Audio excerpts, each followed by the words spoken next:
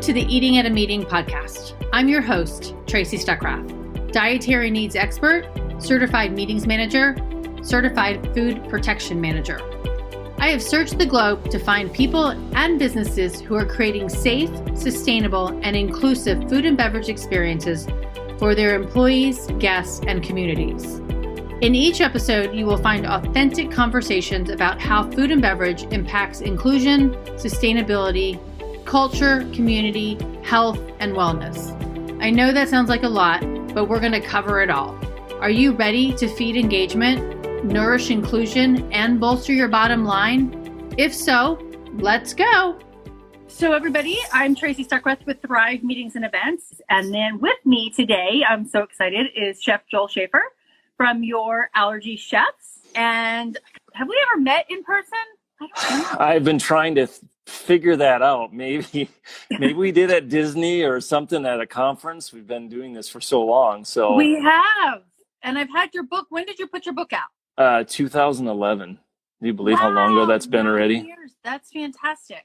Yeah, me and my wife are talking about revamping it a little bit and putting some new recipes and some other stuff into it. Because, I mean, things change. I mean, the protocols and procedures don't change, but still, there's still stuff that changes. And we have to keep up with the changes, especially now after, COVID-19, and how's that going to look as we get into the future for restaurants and what their focus is going to really be on food allergies now that they have to deal with COVID. Right. So we all need to make plans to prepare ourselves as chefs and also as the consumer when we get back out into the industry and start eating in the restaurants. Definitely. And since some of the states are starting to open up, I think it's really, really important. I hope that they've thought about it previously before this, but probably focus more on how do I keep my business alive. Yeah, exactly. And one of the things that has crossed my mind, and I haven't really delved into it because it's probably not the most appropriate time to ask them, is like all of these restaurants and people who are providing food for the frontline workers, are they actually providing options that are free of different allergens or free that are vegan options? Because I'm sure a lot of these frontline workers actually have those different dietary restrictions as well. Well, I don't know about you, but I've been dining out just a little bit, going to sort of the same places we used to go and ordering still some of the food that we used to order is still on the menu, but many of those options have gone. There was a vegan dish that we had at BJ's. It's no longer there now because they have to shrink their menu and offer the most popular items that people are looking for because they have less staff. I mean, they don't even have like a manager on the floor. They have the chef is the manager, and they have someone at the cash register, and then they have maybe one or two cooks and someone working the bar, and that's pretty much it right now. So it's the focus that they have, as you said, they're really focusing on just trying to keep their doors open. Right, exactly. So, okay, I mentioned you briefly and I mentioned your book. So, and Your Allergy Chefs, let's get back to you and what we're talking about. Sure. Not that that's not important. I know, really. So tell everybody a little bit about Your Allergy Chefs. Well, so Your Allergy Chefs, we've been in a consulting business for about 10 years now. Okay. Ever since we left Disney, we started our own business, and Your Allergy Chefs is a business to where we actually, on our website, if anybody's not gone there, we offer great recipes, and they're tried and true. We will not put a recipe unless it works, and many times we'll go back and redo the recipe to verify that they work for either a chef or for a consumer. And they're free of the top 9 food allergens. What's the 9th one? Well, the 9th one is now sesame. The fair has been pushing to get sesame, and they've lobbied for that, and that will be the next allergen added to the list. So luckily we don't use a lot of sesame oil or sesame seeds, so we use all the alternatives. So they're free of the top 9. Many of them are plant-based or vegan. And what we also teach in the recipe is technique, because we're chefs. And we want to teach people technique because I know many people right now, they're at home, they're looking at recipes, they're looking at a recipe book. But if they don't understand the technique or what I call recipe lingo, we try to make that simpler for people to understand what a dice is, and what does saute mean, what does pan fry mean. And then we're also doing some videos on Facebook on Saturdays. We do a little cooking demo, 20 minutes long. We just did blanching basics. So we're basically going through the fundamentals. Oh, that's pretty cool. Because that's what you need to learn. And that's what, as a chef, I've always taught fundamentals. And as I said, you can take a book and a recipe, but if you don't understand the fundamentals, how are you going to cook the recipe and make it work? Right. Exactly. And I do want to point out, I hope you do say this, is that you don't need your dice as perfect as you need it if you went through Le Cordon Bleu. Yes, we don't say get the ruler out. And right. I had a knife skills class, and I didn't teach it. I just said, here's an easy way to cut a julienne, or here's an easy way to cut a diagonal, or this is how you can cut a dice. Again, you're at home. There are certain applications that you want to have a better cut if it's a presentation piece, but I'm not saying, well, you have to do it this way with the measuring. Forget that. That's too much work. Sorry. Right. Exactly.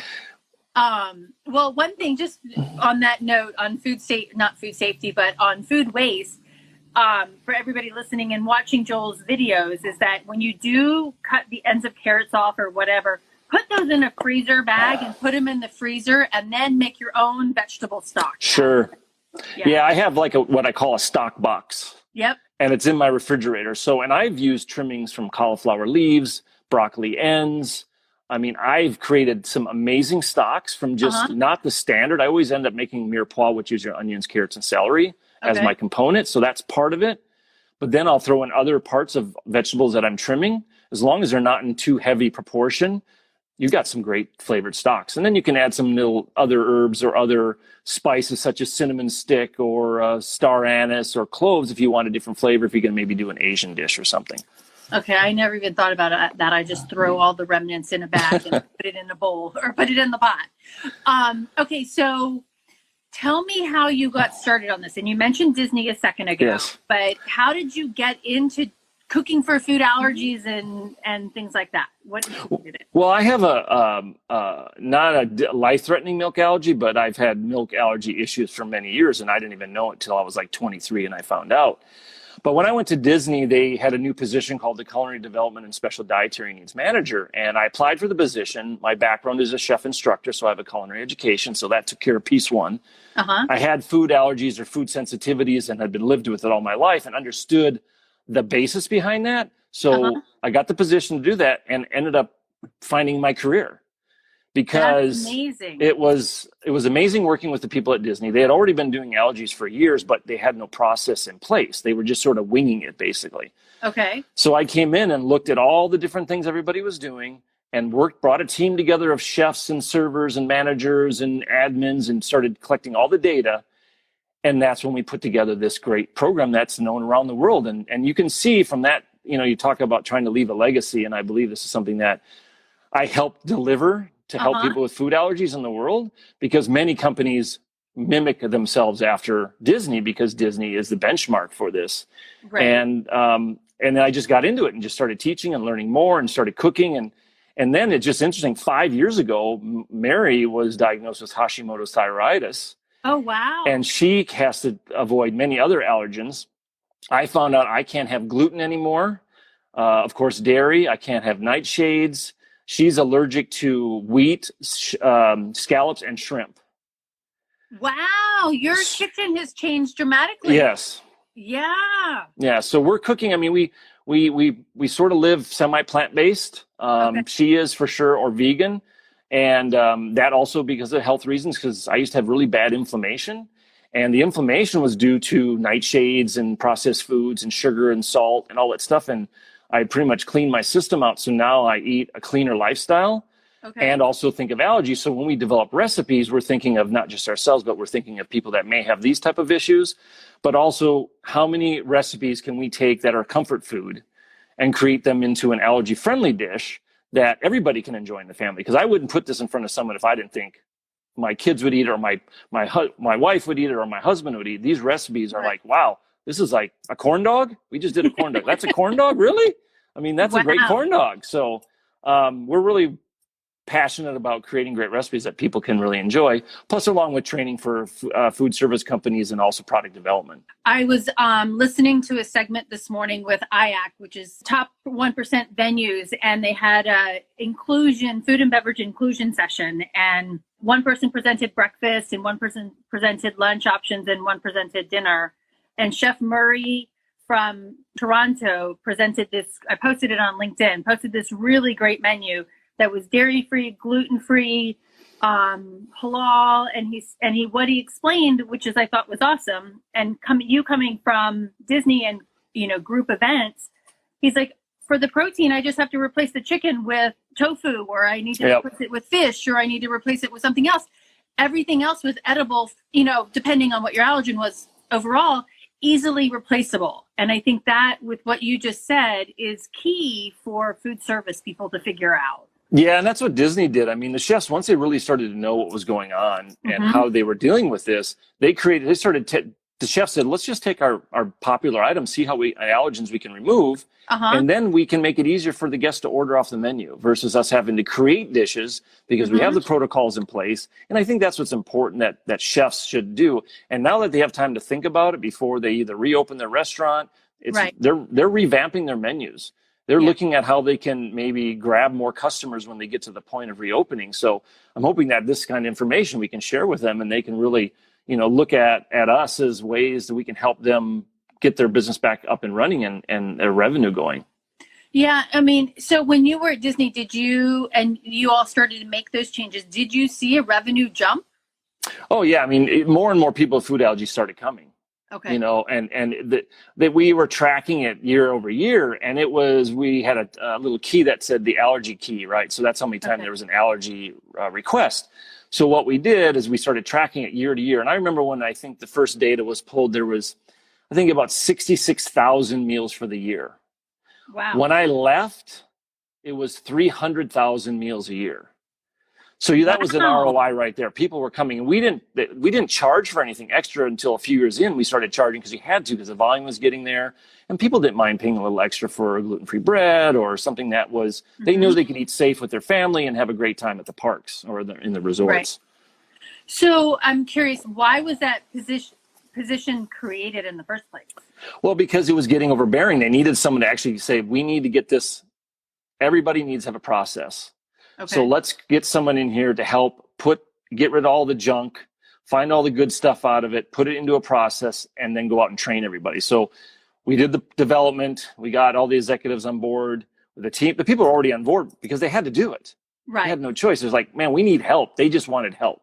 Okay. So we rolled this out, and it was a little challenging to begin with, but now that it's been going for years, and it's amazing what they do right now. They are the cream of the crop when trying to figure that out. And I know a lot of people go there for that. And Margaret just said she has no problem paying extra as long as the cost is made known up front. Very good point, Margaret. Yes, it is. Yeah. But, everybody messes up because I know, everybody's got a bad review somewhere in their history, right? Yeah. Of things. So, and even Disney's got some saying, some people have a bad experience, some people have a great experience. How do you work through that, or what causes that? Well, the answer to that. First, I don't know. It's about if people are taking the protocols and doing the protocols, as long as they don't skip something in the process. Now, people are going to make mistakes. It's right. Unfortunately, in the food allergy, you don't want to have a mistake.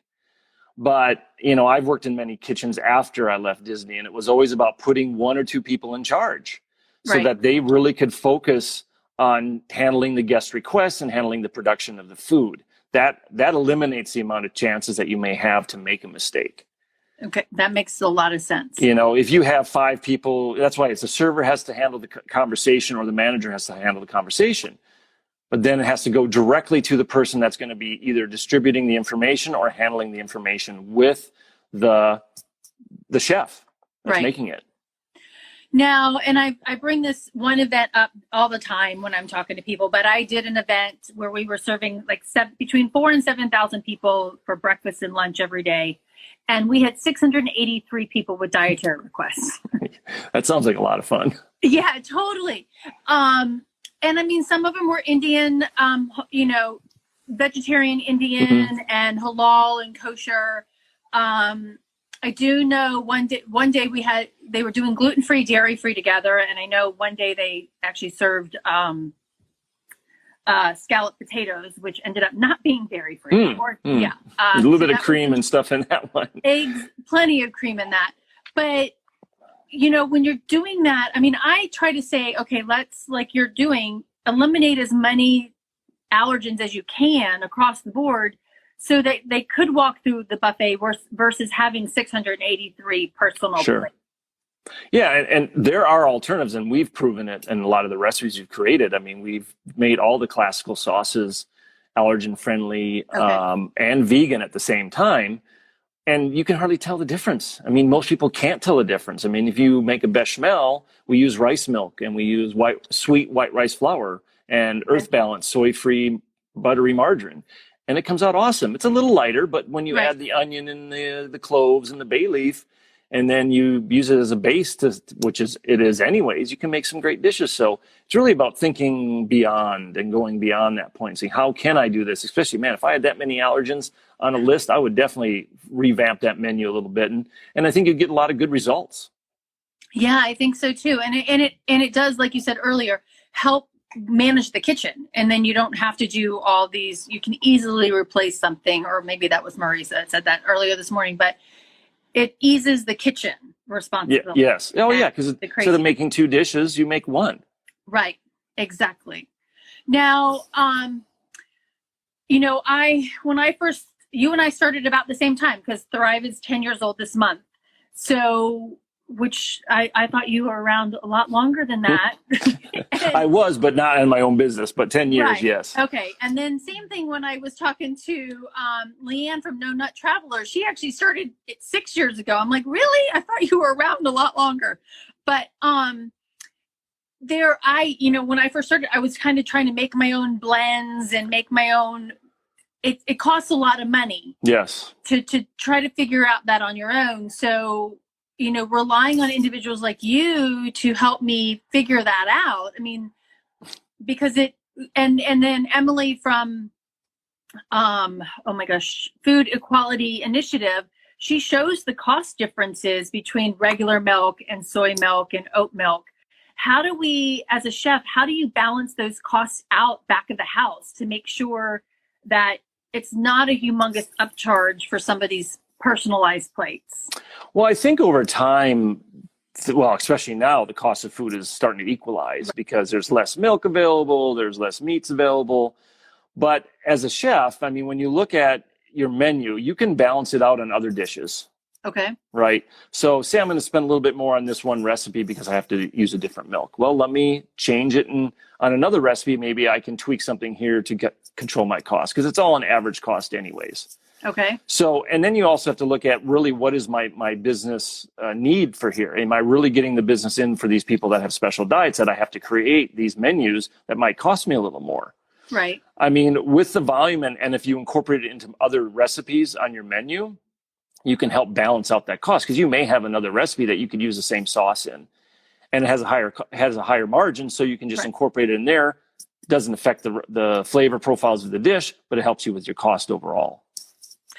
That's really smart. And okay, so then also talking about that, what's the best way for a French trained chef to think differently? And I always joke, not Natalie Dupree, you're awesome, but Paula Deen and French trained chefs changing their mindset from that to this. How hard is it?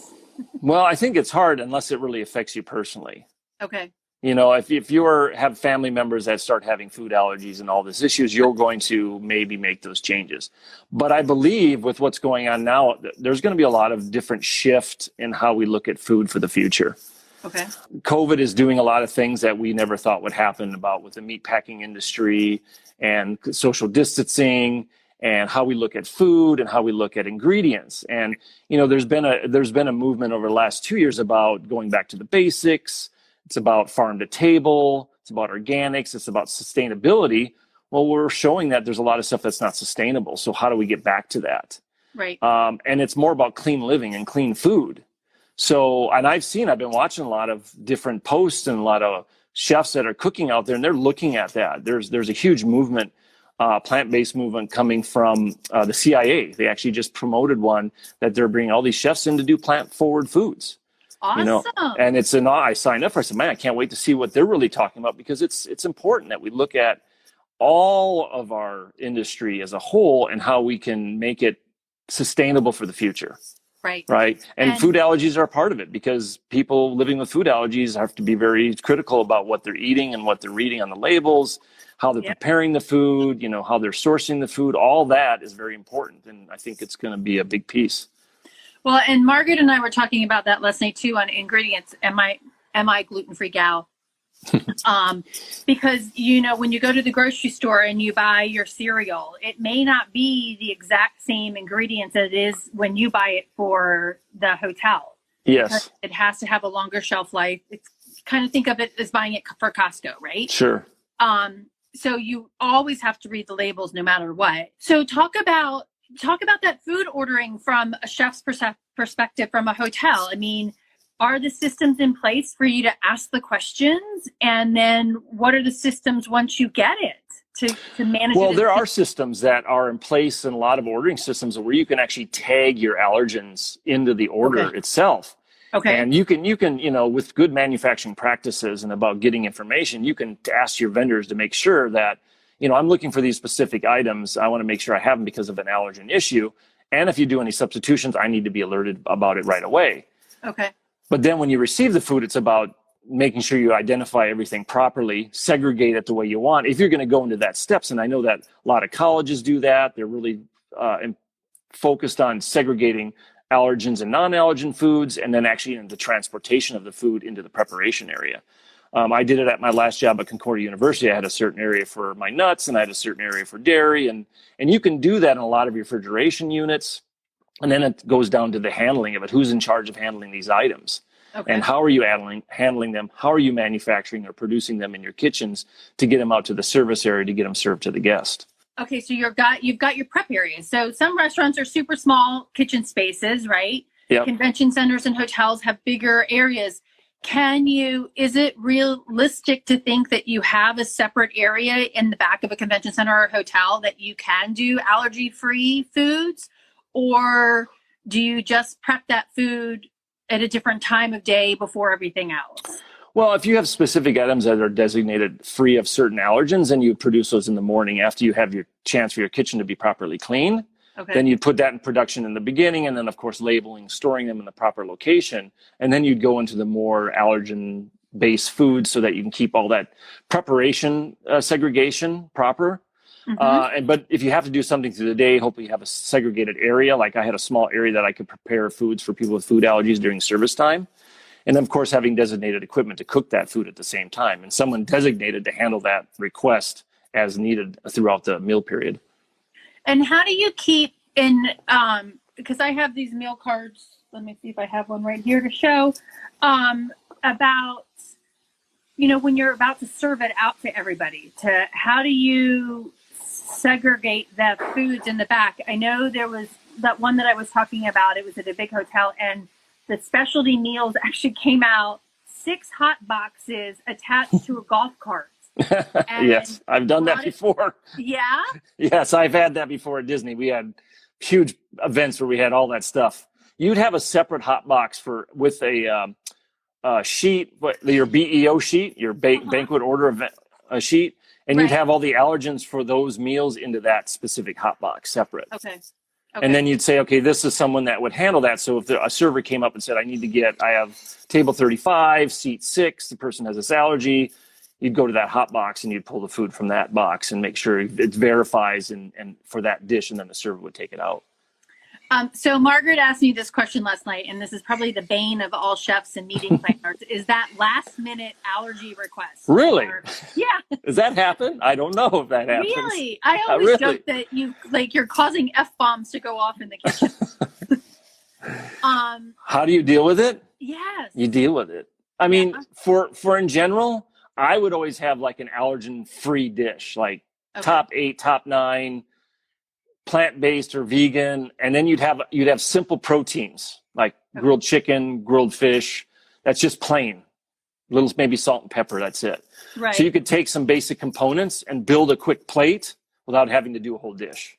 Okay. And to me, I think that's fair when you've got a last minute request. Yes. Mm-hmm. And those people are, I like what Joel's eating. I want that. They always do. They do. Yes, they do. Yeah. Yeah, I remember getting that from my attendees when I was sitting down eating next to them. So what, and so, and again, I'm referencing my talk with Margaret last night. Sure. You know, we were giving advice. She asked me for some advice for those with food allergies when you go to an event. And I'm like, make sure that you communicate your needs on the registration form. Hopefully the meeting planner's asking you. And if not, you know, call them and then call the property. Are you amenable to getting those phone calls from people?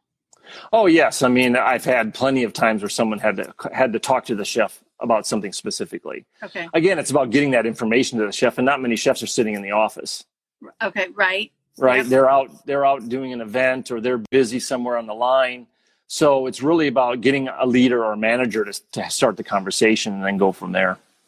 And how do you, and I also mentioned too, when you're going to an event at a convention center, you've probably got 10 events going on at one time. Yeah. You know? And so it is great to have somebody. And would you have a different lead for each event that handles those dietary needs, or just one guy or person? You'd probably have a captain for each event that would be aware of the allergies, because he would have the BEO also. Right. But then you'd also maybe have a sous chef or a lead cook that could manage that specific event. And then we were always hooked up to, you know, any kind of banquet facility. The guy, you have a earpiece and you have your walkie-talkie, and someone will say, hey, I need you over at, you know, banquet hall 14. We got a special request. Can you come over and handle it? And then you would probably have to get over there or send someone there to deal with it until you can get over there and talk to the guests, or to handle it personally. Okay. And what you mentioned BEO, which for anybody who's not a meeting planner or hotelier, it's a banquet event order. And that's what the hotel and the meeting organizer rely on, with all of the details of what's going on on the food and beverage side, as well as room set and AV. Yes. And Joel, one thing that really frustrates me about BEOs typically is that, you know, it spells out the regular meal, the allergen full meal, right? Sure. And then at the bottom it says 25 gluten-free, 25 vegan. Oh my God, it drives me nuts. And you don't know what they're getting served. Spell it out so I know what I'm getting served. Is that fair? Or why is that so hard? Well, yes, because it could be that, like when we did those events, you would have the main dish and how did you modify it? Right. Like I have gluten-free this. Well, if I have out of 100 people, I have 25 people gluten-free, I'd make it gluten-free automatically. Okay. That would just make it simpler, right? And you could still make a great dish. It could be, you had croutons on it. Maybe we don't do a baguette or a crouton or something. We do something else. We create something different that we can make it work. Or it could be simple modifications to that simple recipe. It could be something that's taken off, or it had shrimp on it, but I have shrimp allergies, so I have some made without shrimp. I may have chicken in it already. Okay. So, but to spell it out, yes, I would say that would be reasonable, you know, and the technology is getting better. And I know more people are thinking about how can we track these dietary requirements and put it on a BEO so it's clear even for the cook to know, what am I doing here? What do I have to prepare for this menu? Because now I'm stuck. It doesn't tell me what I have to do here. Right. You know, what are the separate dishes? And some banquet facilities have in their back pocket, these are all these dishes that we can do that cover these allergens. So it's an automatically put into this menu as an option for those guests. I think that's a smart system to have. Yes, it is a very smart system to have. Yeah. I mean, because I think it would just ease the process across the board. Now, I know you were in the cruise line business for a while. Yep. I was reading an article the other day, and I think this comes back to a few minutes ago when you were talking about prepping the allergen-free meals in the morning or before you go. But it was saying, hey, we need to learn from these cruise line chefs on how to, what was the word that they used? How they can actually make the food last longer, but because they're on a cruise ship for 5 days, they're not getting fresh food every day. Yeah, well, so what really that has to deal with is a lot of your vegetables, because you order those certain vegetables in certain ripeness. Okay. So that they can say you on a 14-day cruise, well, you need tomatoes. Well, ripe tomatoes don't last 14 days. So you buy them at different stages of ripeness, so they ripen as you go through the cruise, such as like pineapples or other stuff that you want to ripen. You order it that way. Okay. In the production on the ship, since it's there's a lot, it's stainless steel everywhere. So it's really easy to clean a kitchen because they have an army of people cleaning. But when it comes to the allergies, they're dealing it just like a restaurant chef would deal with food allergies. They have someone talking to the server up front. You have the information ahead of time. You have the captain will deal with the guest up front, talk, oh, you have an allergy, here's the menu, these are the modifications. And there's always a pre-order plan in place that, look, here's the menu for tomorrow. What would you like off the menu? You pick those items. We'll look at how we can prepare those that fits your food allergy. Okay. And then that gets to the chef. They make their plans. They communicate what they can change and what they can't change. And then they have a great dish. And I took quite a few cruises with my special diets and my wife's. And it was amazing how well they took care of us. That's amazing. That's awesome. Yeah, it was delicious food. We loved it. And that's completely a remote experience, like if you're doing an offsite event, the same kind of thing. Yeah, planning for that.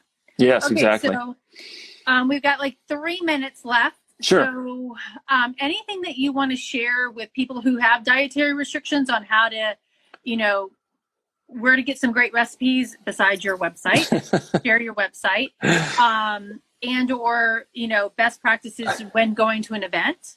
Well, first of all, you have to do your due diligence, right? You have to call ahead. You have to make plans and keep your expectations to a minimum, right? Because I have always told chefs that if you're going to ask someone what they like to eat, if they have a menu in front of them and you ask, what would you like to eat? They want to eat anything on your menu. Right. It's always a key to say, what do you usually eat when you go out to dine? So that it gives me an idea what I can prepare for you. Okay. It still gives the chef flexibility and creativity, but it gives them a guidance to go forward. So if you're going to a restaurant, have in mind what you normally eat or what you want to eat or what you can eat, and make that clear in the conversation or prior to the conversation. Say, I usually eat grilled chicken, this. Right. And I love it. That's okay. I want to be with my family. I want to enjoy it. So if you have some clear direction versus saying, oh, I'd like this. Well, I can't modify that. There's too many allergens and whatever. But you have a clear idea of what you want. It'll help them come up with a decision of what they can make for you. So then what about the chef that wants to start accommodating? What 1 or 2 tips do you have for them to start learning to appreciate and accommodate these dietary needs to get some more business? Well, reach out for training, for one, if you haven't had any. FAIR has a lot of information on their websites, Food Allergy Research and Education for restaurants and food service operators. Come see you or me for other information about how you can manage the event and how I can train you to manage this and do it correctly, because we have the experience and we have the knowledge and we're living with allergies and know what we need to relay to them that's super important to the customer that's going to be relaying that to them anyways. And then also have an open mind. Because you have to have an open mind to do this. You can't be closed-minded. You have to be like, okay, I can do this as long as I'm properly prepared. Right. And one chef in Orlando, not at Disney, is like, we had 3 vegan people come in, or 2 vegan ladies come in for 3 days, and they had to eat off property for 3 days. So they lost breakfast, lunch, and dinner revenue in the hotel. And they're like, oh my God, we got to fix this. And now they're having a great time figuring out gluten-free, vegan, dairy-free desserts and variety of other options for their menus. Yeah, and people won't know the difference. Right. Yep. I mean, we've been doing this a long time, and it's come a long ways in 10 to 15 years. The products that are on the market are really good. Yeah. And that gives you more than enough options to really create some great menus, and then just use your creativity as a chef to do it right. All right, awesome. All right, well, tell everybody your website. Okay, it's yourallergychefs.com. Great recipes. We do Facebook on Saturdays at 1:00, little cooking demos. And, anytime you need anything, just reach out to us and we're here to help you. Thank you, Chef Joel Schaffer. Oh, thank you so much, Tracy. You're welcome. Thanks for listening to the Eating at a Meeting podcast, where every meal matters. I'm Tracy Stuckrath, your food and beverage inclusion expert. Call me and let's get started right now on creating safe and inclusive food and beverage experiences for your customers, your employees, and your communities. Share the podcast with your friends and colleagues at our Eating at a Meeting Facebook page and on all podcast platforms. To learn more about me and receive valuable information, go to tracystuckrath.com. And if you'd like more information on how to feed engagement, nourish inclusion, and bolster your bottom line, then visit eatingatameeting.com.